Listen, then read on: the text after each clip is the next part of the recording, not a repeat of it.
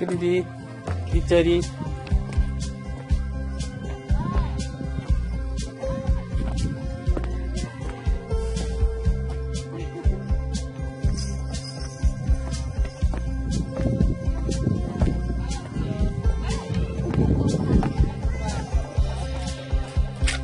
Xin chào các bạn đó, sắp thằng quẩy hảo.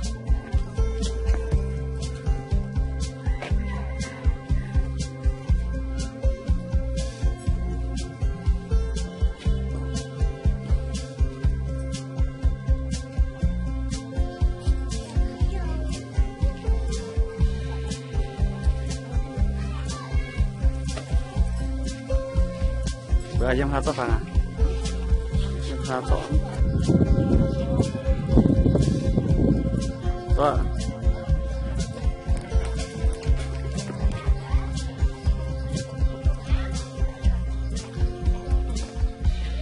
Mia.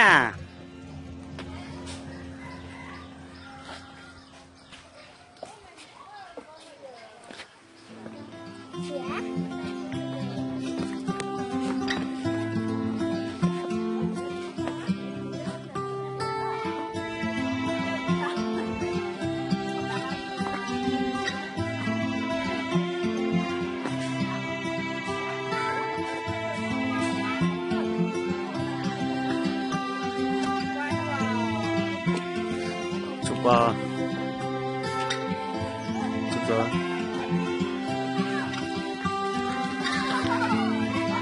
Tôi dần hàng.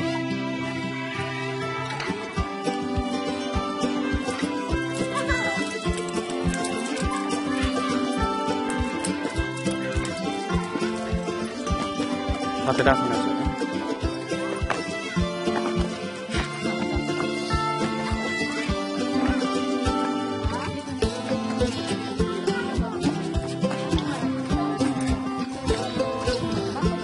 Ủa thằng nào đi vào?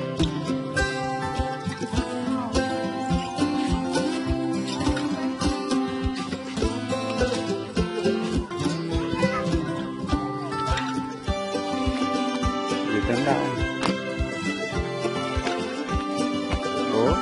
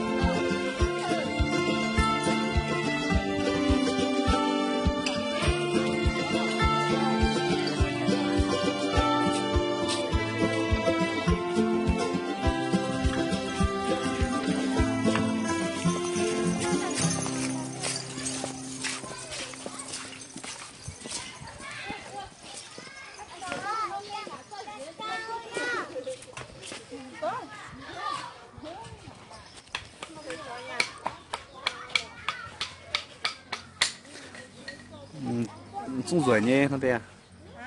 Trung rủi nhé.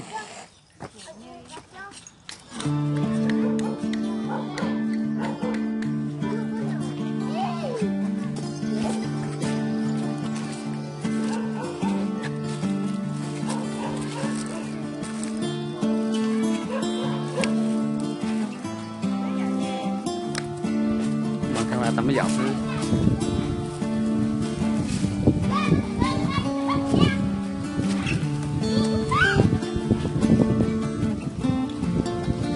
Đúng chất đánh phá màn nhé. Toàn cảnh.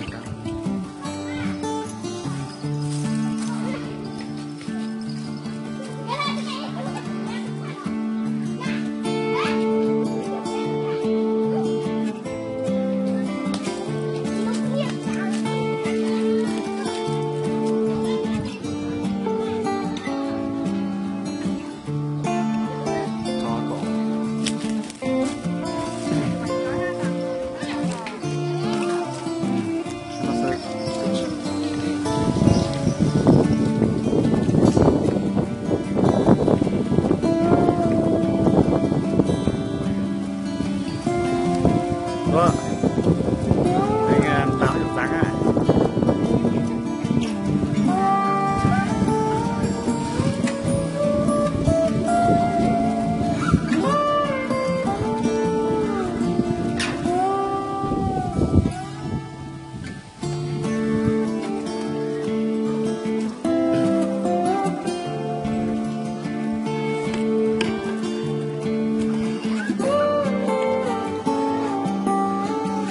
Rau à.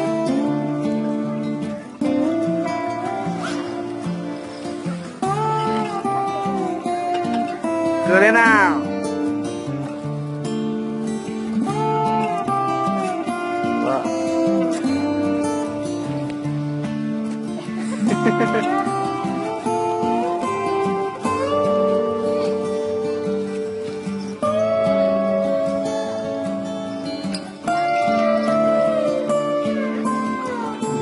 Thế ra pun nhìn check có thể ánh nắng ấy chứ không chói quá.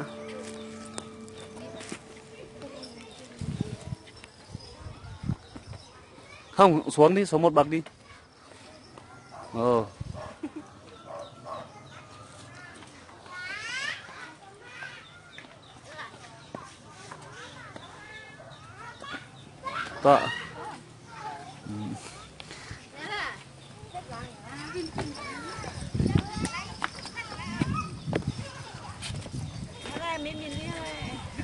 Không có đâu, không ăn đâu.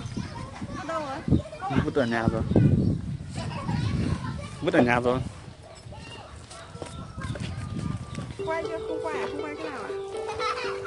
Vừa quay vừa chụp.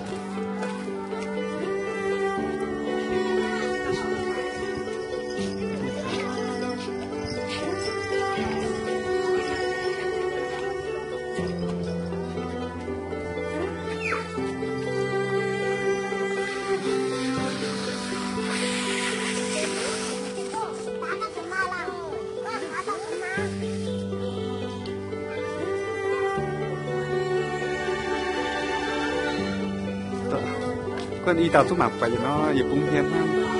Có một bên kiểu một bên chói quá ấy.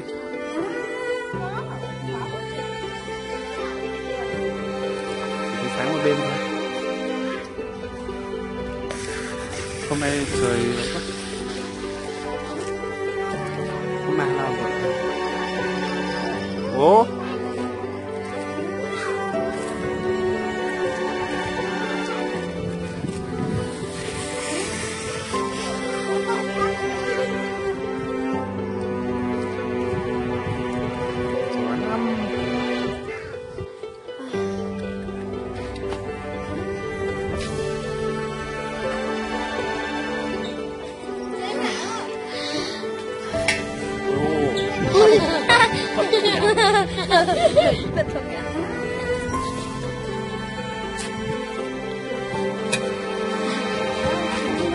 Sao chào à? Vừa à gì tu quả ta? À gì tu quả ta? Nah itu binya.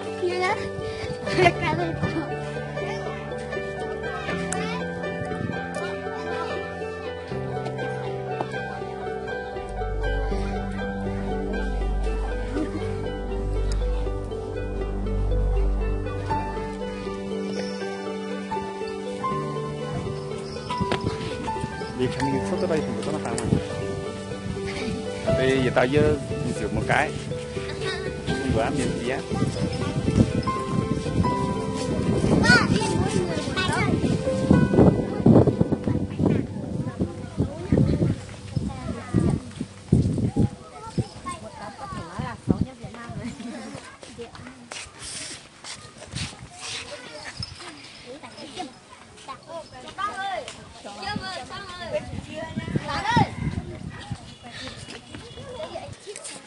Thế lô, bà sẽ tên đau bà để xin tè mình có chịu đó á.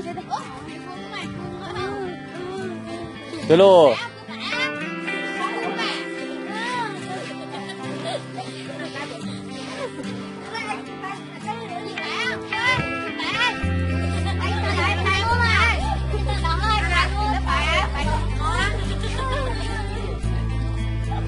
Chỗ nông tế này sẽ nó lại chỗ ở dẻo á.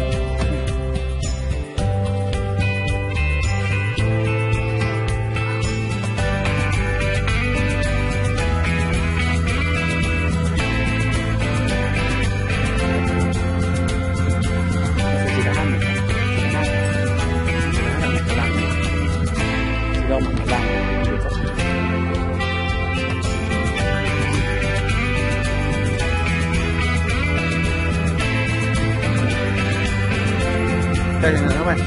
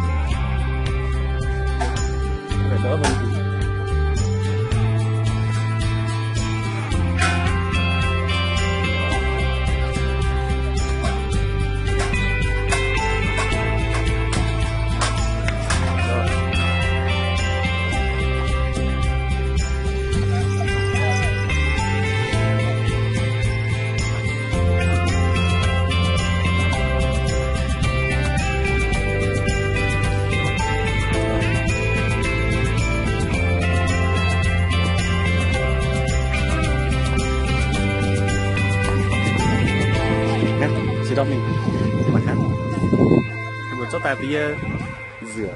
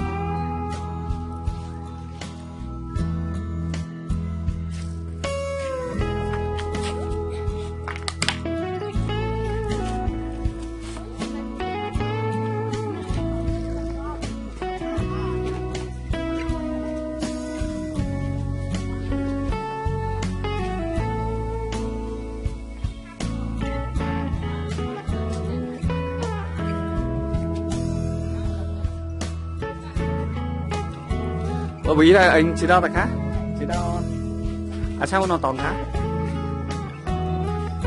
có dâm của cô nó cho nó xa xăm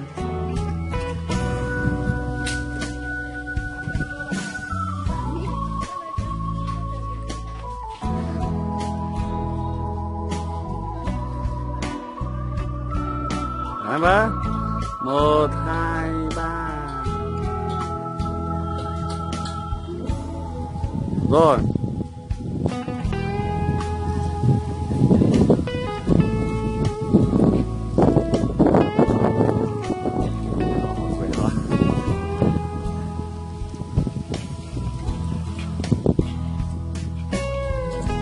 là đứng một mình anh em chụp cho một kiểu nào. Đó.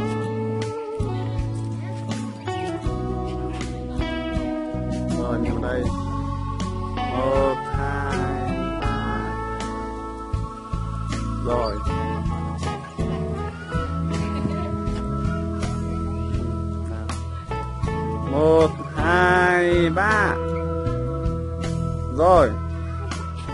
cái lẹ đâu đây về đây cho một kiểu nữa với tôi một trang sẽ tham nhân bò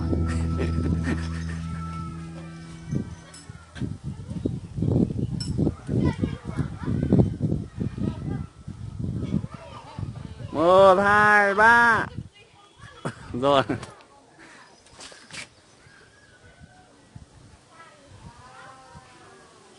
rồi tốt trở chân cho ý kiểu khác chứ nào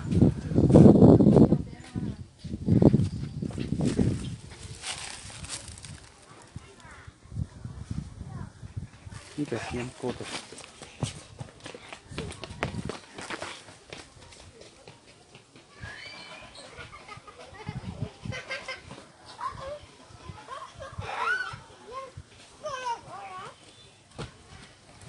rồi